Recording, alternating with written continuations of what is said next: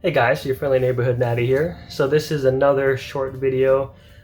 Same thing with the AP5M range test part 4. It was done a long time ago, but I got caught up in work, so I wasn't able to get to it until now. So I just kind of wanted to get this video out here for you guys. This range report is for the Cimarron Richard Mason Type 2 and the Colt 1878. I actually shot both guns. I used a total of 100 rounds, half and half of 200 grain 45 long Colt, and then 250 grain 45 long Colt. So for the Colt 1878, I just shot 15 rounds, and the reason why it was so low is because even getting the Colt 1878 put back together and everything is good, it had a tendency to where the gun would lock up. And so when I was dry firing with snap caps, it would lock up basically, it wouldn't work. And so when I took it apart, it seemed like the leaf spring part, it can push past its position and then it locks up the gun. And so I didn't want that to happen, at the range. So I was like, okay, let's not shoot this gun as much as possible, just shoot it a little bit. It was all single action. I got the feeling that shooting it in double action would cause it to lock up and seize more than usual. When I just did it that way, it didn't lock up at all, so that's kind of good.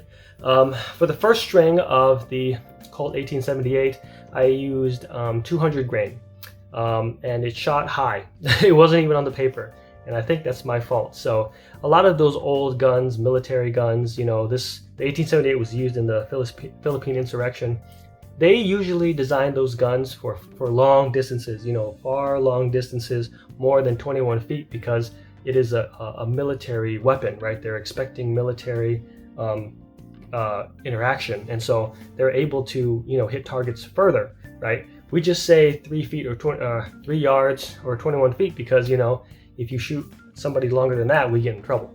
Okay, so I should have recognized that and yeah, it's obviously a duty weapon. It probably is meant to be shot further out there, but yeah, it wasn't even on the paper. Same result with 250 grain. I think it was even higher and not on paper. So that's on me. I apologize. Still had fun shooting it. It was hella fun, but yeah, I wasn't shooting it at the appropriate distance. And then I think the third string was just more 200 grain. So yeah, it was fine. It was fun. It was a good time. I think it's like 130-year-old guns. That's pretty cool.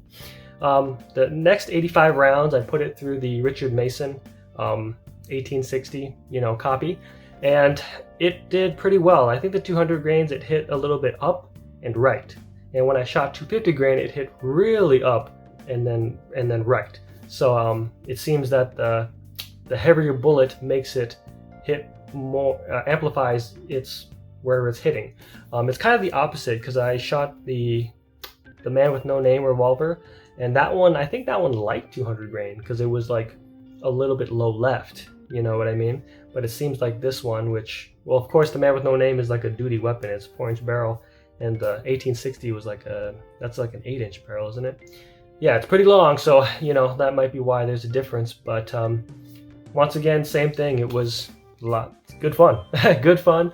I'm very good, if I say so myself. I'm very good at quick unloading single action revolvers. It was a great time. I enjoyed it.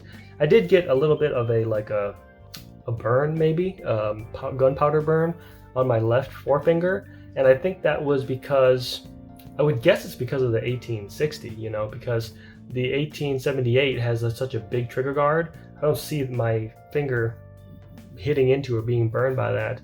And I was shooting most of the rounds with the 1860, so it's got to be the 1860. But it was annoying, but it didn't, well, it did bleed, but it was annoying, but it didn't hurt, I would say. Some things I noticed with the Cimarron 1860 Richard Mason Type 2 is that it would kind of stick when you unload and cocking the gun. So that's pretty normal. The gunpowder will just kind of stick the unloading, but cocking the gun, I noticed, was another thing. It would kind of hang up when I was trying to cock the gun the more I shot it. So maybe as the gun gets dirty, it gets a little bit more challenging to work, but it's not a fighting gun, so that's okay. It got very hot at the end. Very hot at the end. The range officer wanted to see it because there was a lot of smoke. We're shooting cowboy loads here, and it kind of reminded him of the old Clint Eastwood movie, so he had to see the gun. He's like, oh, it's really hot. And I was like, oh yeah, I guess so. I just shoot a lot, as mentioned before, 250 grain hit really high. 200 grain was closer to point of aim, but obviously it was still off at 21 feet or 3 yards. So, or is it 7 yards? Oh, I'm warped, you guys. I'm sorry. So yeah, that was good. That was good. It wasn't for any test. It was for fun. I like cowboy guns. That's why I unload them very fast. A lot of practice. It was a good time. I'll put the footage up here for you guys. I hope you enjoy it as much as I did. Please like, comment, subscribe, and I'll see you next time, okay? Bye now.